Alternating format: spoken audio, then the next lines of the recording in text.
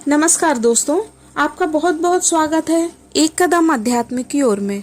जहाँ जीवन है वहाँ मृत्यु भी निश्चित है। जो प्राणी जन्म लेता है समय आने पर उसे मरना भी पड़ता है, और जो मरता है उसे वापस जन्म लेना पड़ता है। पुनर्जन्म का यह सिद्धांत सनातन धर्म की विशेषता है।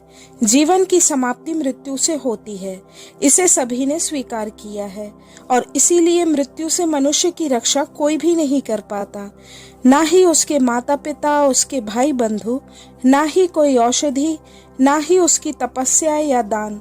मृत्यु से इंसान को कोई नहीं बचा सकता। जो पृथ्वी पर आया है, जिसने जन्म लिया है, एक दिन उसकी मृत्यु होना निश्चित है।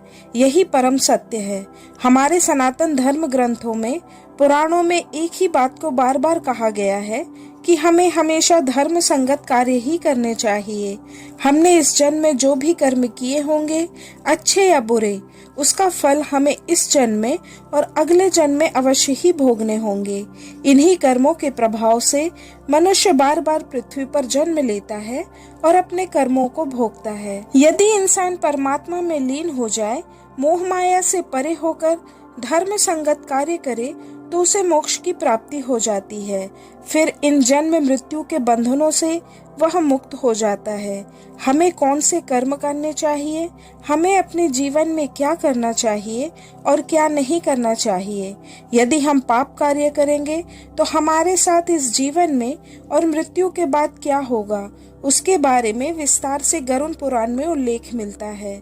हम सभी को अपने जीवन में गरुड़ पुराण को अवश्य सुनना या पढ़ना चाहिए। गरुड़ पुराण के बारे में कहा जाता है कि इसे अंत समय ही सुनना चाहिए, जबकि यह सत्य नहीं है। यदि हम अपने जीवन काल में गरुड़ पुराण को सुनते या पढ़ते हैं, तो उसमें दी हुई समस्त जानकारी, जन्म या मृत्यु से संबंधित सार गर्भित बातों को हम अपने जीवन में उतार कर अपने इस जीवन को सफल बना सकते हैं। इसलिए प्रत्येक मनुष्य को गरुड़ पुराण अवश्य पढ़ना चाहिए। इस वीडियो में गरुड़ पुराण का वर्णन है, उसे अवश्य सुने और अपने इस जीवन में अपनाने का प्रयास भी करें। गरुड़ पुराण में कहा गया है कि मृत्यु के पश्चात जीवात्मा इतना सूक्ष्म होता है, जब वह शरीर से निकलता है तब उस समय कोई भी मनुष्य उसे अपने नेत्रों से नहीं देख सकता, और यही जीवात्मा अपने कर्मों को भोगने के लिए एक अंगूठे के बराबर शरीर धारण करता है। इसी सूक्ष्म शरीर से जीवात्मा अपने द्वारा किए हुए धर्म और कर्म के परिणाम स्वरूप सुख और दुख को भोगता है, तथा इसी सूक्ष्म शरीर से पाप करने वाले मनुष्य यम मार्ग की यात्राएं भोगते हुए यमराज के पास पहुंचते हैं, और धार्मिक लोग प्रसन्नता पूर्वक सुख भोगते हुए यमराज के पास जाते हैं। केवल मनुष्य ही मृत्यु के पश्चात यह अति सूक्ष्म शरीर धारण करता है। इस शरीर को ही यमदूतों के द्वारा यमराज के पास ले जाया जाता है। अन्य किसी प्राणी को यह सूक्ष्म शरीर प्राप्त नहीं होता। वह तो अपनी मृत्यु के पश्चात तुरंत ही दूसरी योनि में जन्म लेते हैं। पशु पक्षी और अन्य जीव जंतु मृत्यु के पश्चात वायु में उड़ते हुए फिर से जन्म लेने के लिए तैयार हो जाते हैं। केवल मनुष्य को अपने शुभ और अशुभ कर्मों का अच्छा या बुरा परिणाम इस लोक में और परलोक में भी भोगना पड़ता है। अपने कर्मों के फलस्वरूप मृत्यु के बाद जीवात्मा सूक्ष्म शरीर धारण करके स्वर्ग या नरक भोगता है, और उसके बाद उसका पुनर्जन्म होता है, या फिर उसे मोक्ष की प्राप्ति होती है। यह उस मनुष्य के पृथ्वी पर किए हुए उसके कर्मों के ऊपर निर्भर करता है। हमारे शास्त्रों पुराणों में बताया गया है कि मनुष्य को अपने जीवन में धर्म संबंधित कार्य करने चाहिए, दान देना चाहिए और हमेशा दूसरों की भलाई के लिए कार्य करने चाहिए।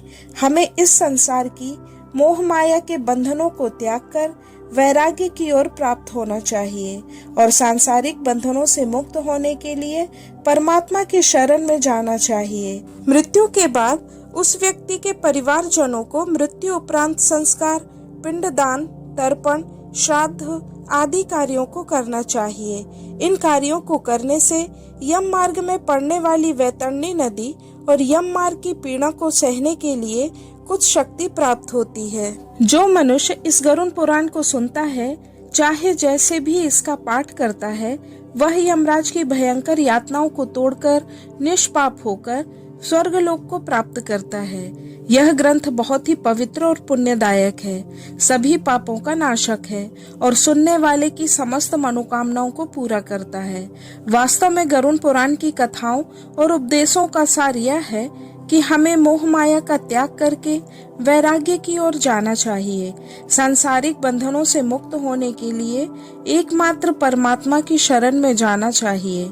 मनुष्य इस लोक से जाने के बाद अपने परलौकिक जीवन को किस प्रकार सुख समृद्धि एवं शांतिप्रद बना सकता है और उसकी मृत्यु के बाद उस प्राणी के उद्धार के लिए उसके परिवारजनों का क्या कर्तव्य है, इसका भी वर्णन गरुड़ पुराण में किया गया है। गरुड़ पुराण को सुनने और पढ़ने से पुण्य लाभ, आत्मा की शुद्धि, भगवान के चरणों में प्रेम और मोह माया से विरक्ति होती है। साथ ही मनुष्यों को परलौकिक लाभ और हानि का ज्ञान भी होता है। इसलिए गरुड़ पुराण को प्रत्येक मनुष्य को अवश्य ही सुनना या पढ़ना चाहिए। एक समय भगवान विष्णु बैकुंठ में विराजमान थे। तभी गरुड़ जी ने उनसे यह प्रश्न पूछा कि हे प्रभु, आपने भक्ति मार्ग का अनेक प्रकार से मेरे सामने वर्णन किया है और भक्तों को प्राप्त होने वाली उत्तम गति के बारे में बताया है। अब हम भयंकर यम मार्ग के बारे में सुनना चाहते हैं। हमने सुना है कि आपकी भक्ति से जो भी प्राणी दूर होते हैं वे नरक में जाते हैं। हे प्रभु, पापियों को जो गति प्राप्त होती है और यम मार्ग में जैसे भी अनेक प्रकार के दुख प्राप्त होते हैं, कृपया करके आप मुझे बताएं। तब भगवान श्री विष्णु जी बोले, हे पक्षेंद्र, सुनो, मैं यम मार्ग के विषय में कहता हूँ, जिस मार्ग से पापी जन नरक की यात्रा करते हैं और जो सुनने वालों के लिए भी डरावना होता है।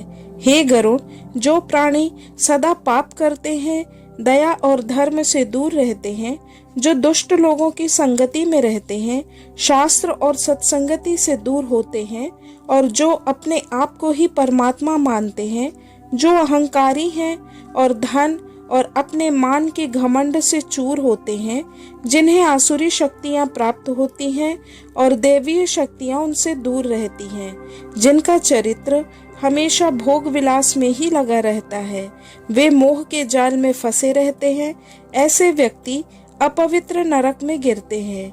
जो लोग ज्ञानशील हैं, वे परम गति को प्राप्त होते हैं।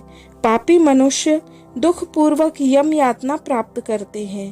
पापियों को इस लोक में जैसे दुख की प्राप्ति होती है और मृत्यु के पश्चात वे जैसी यम यातना को प्राप्त करते हैं, उसे सुनो। जिस व्यक्ति ने अपने जीवन में पाप कर्म किए होंगे, उसे शारीरिक या मानसिक रोग हो जाता है।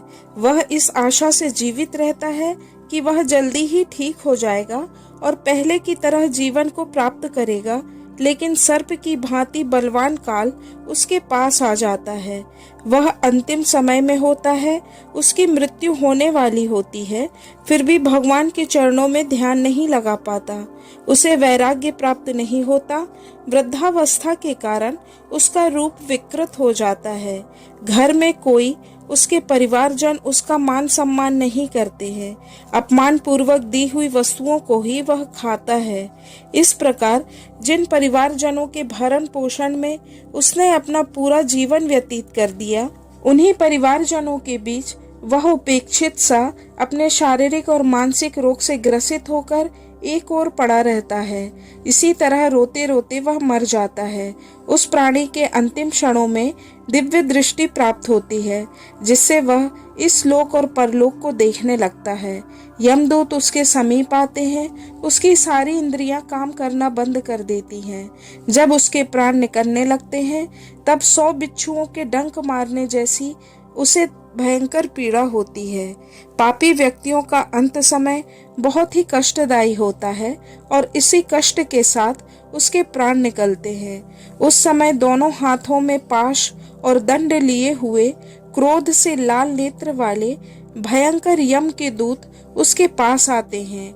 वह कौवे के समान काले होते हैं, उनका मुख टेढ़ा होता है, उनके नाखून शस्त्रों की भांति बड़े और पैने होते हैं उन्हें देखकर डर के कारण वह प्राणी कांपने लगता है। शरीर से निकलकर प्राणी की आत्मा अंगूठे के बराबर शरीर धारण करती है।